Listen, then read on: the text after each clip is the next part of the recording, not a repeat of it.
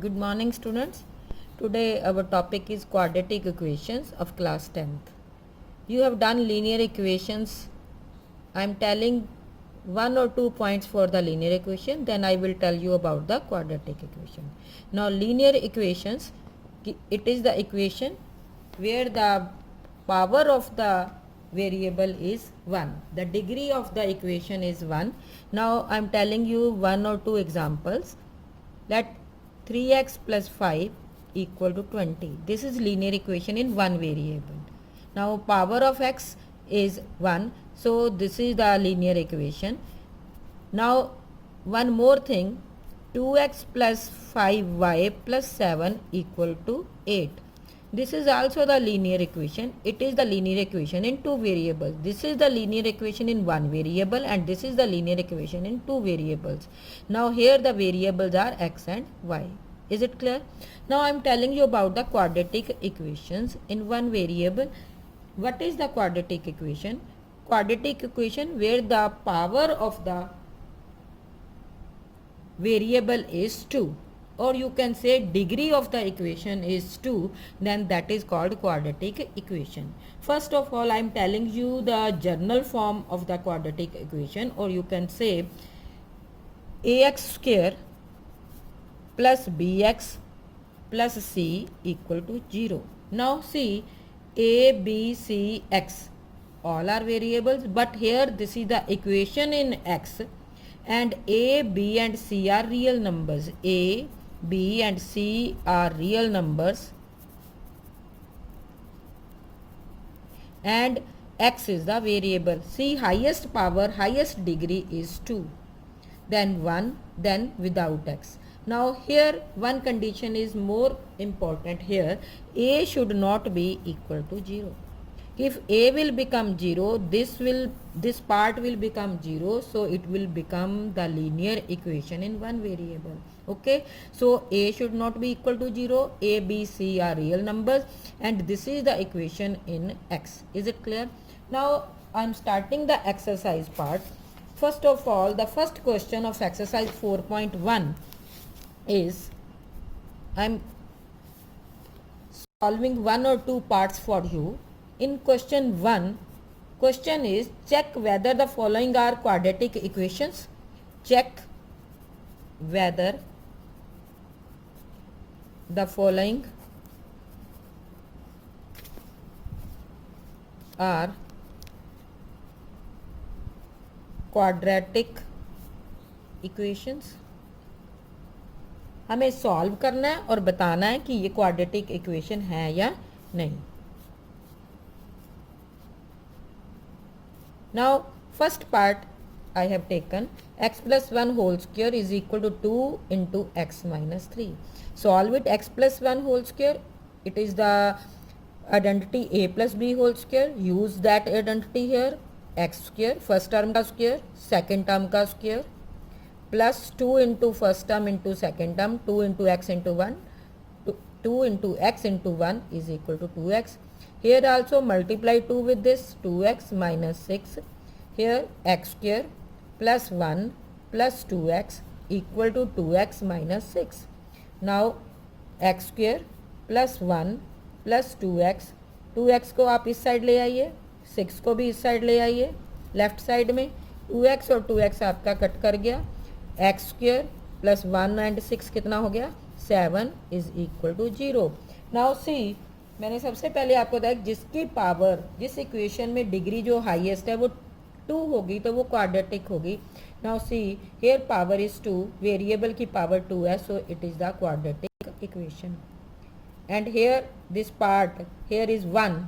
If no number is not given here, it means 1 is there, 1 into x square, so a is also not equal to 0. So this is the quadratic equation. Yes,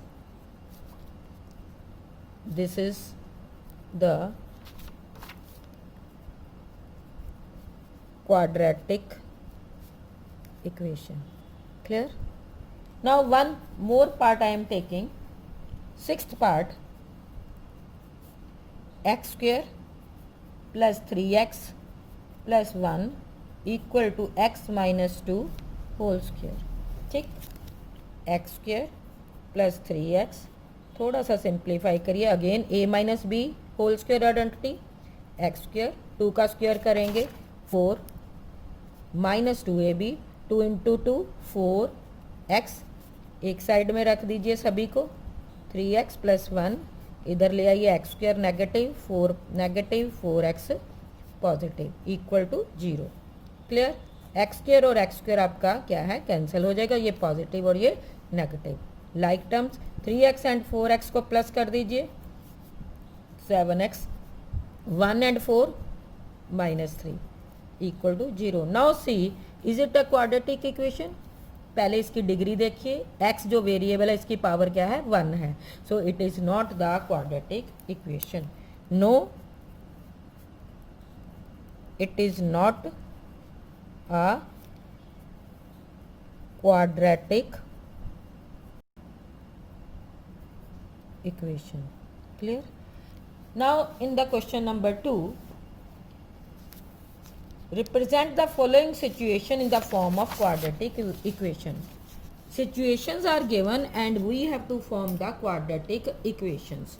I am taking, there are 4 parts in second question. I am taking 2 parts of this question number 2.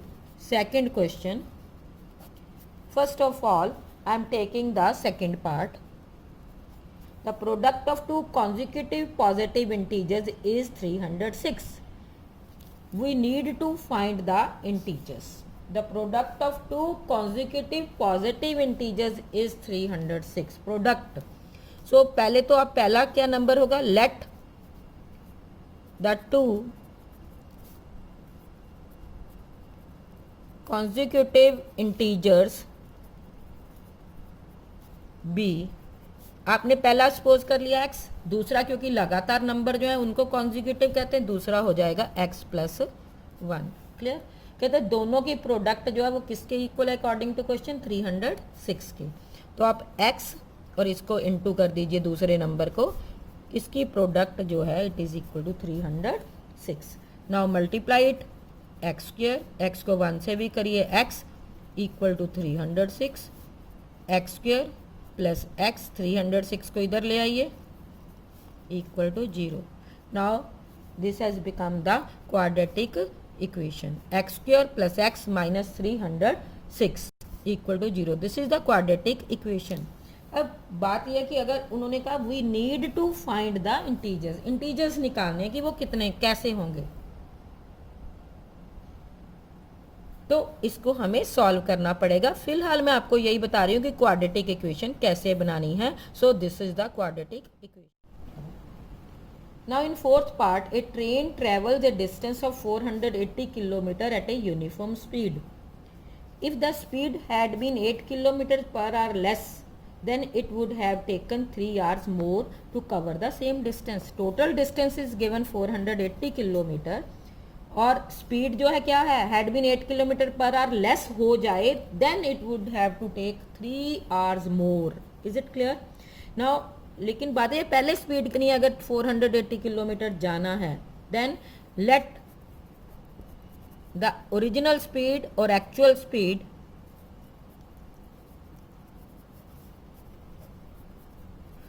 let the original speed of train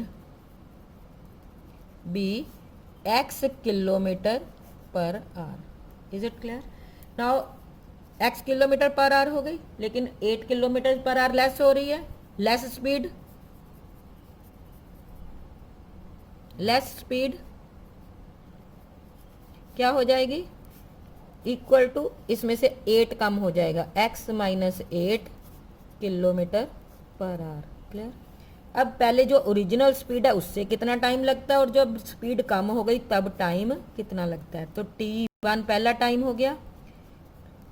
time के लिए formula क्या, distance upon speed. तो distance तो same रहेगा 480, speed कितनी है x, 480 upon x। अब दोबारा टाइम कितना लगेगा, again formula remain same, distance upon speed, 480 upon x minus 8। Clear? अब पहले टाइम लगा ये और दोबारा लगा ये 480 अपॉन x माइनस 8। अब दोनों में से टाइम किस में ज़्यादा लगा ये आपको बताना है, तभी दोनों का टाइम का डिफरेंस जो वो कितना दिया इन्होंने 3 hours is the difference between both the timings. Clear? अब जब स्पीड कम है तब टाइम ज़्यादा लगेगा, जब स्पीड ज़्यादा है तो टाइम कम लगेगा. स्पीड कम हो गई, टाइम ज़्यादा, इसमें टाइम ज़्यादा लगेगा और इसमें टाइम कम लगेगा. दोनों का डिफरेंस में टाइम ज़्यादा, ये ज़्यादा टाइम और ये टाइम कम है. 480 upon x minus 8 minus 480 upon x according to question equal, यहाँ लिख दीजिए according to question. 480 upon x minus 8 minus 480 upon x equal to 3. Clear? अब आप सॉल्व करेंगे ये क्वेश्चन को. दोनों में देखिए एलसीएम ले लीजिए. x minus 8 equal to 3 upon, नहीं है कोई नंबर दिया, it means 1 is there. x इधर इंटू हो जाएगा, 480 इंटू एक्स 480x, इससे 480 इंटू होगा, मल्टीप्लाई होगा x माइनस 8. क्लियर? अब देखिए आगे क्या आ रहा है. 480x माइनस, इसको मल्टीप्लाई करिए, 480x माइनस, इसको इंटू कर दीजिए, माइनस इंटू माइनस क्या आ गया, plus.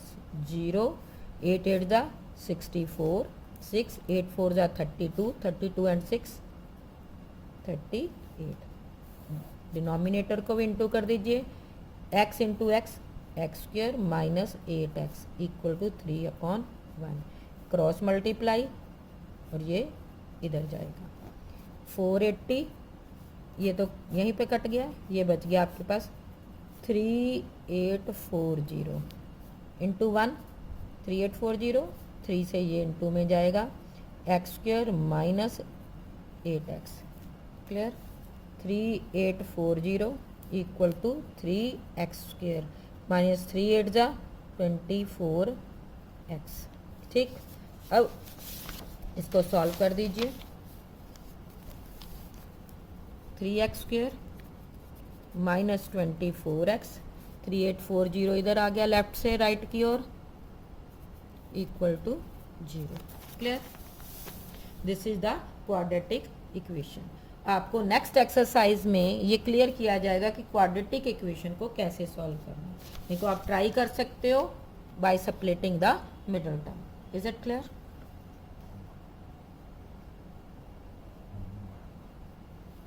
Now you will complete this exercise and you will find out the quadratic equations, and if you can solve it, you solve it. If you can't solve it, then I will tell you in the next exercise. Is it clear?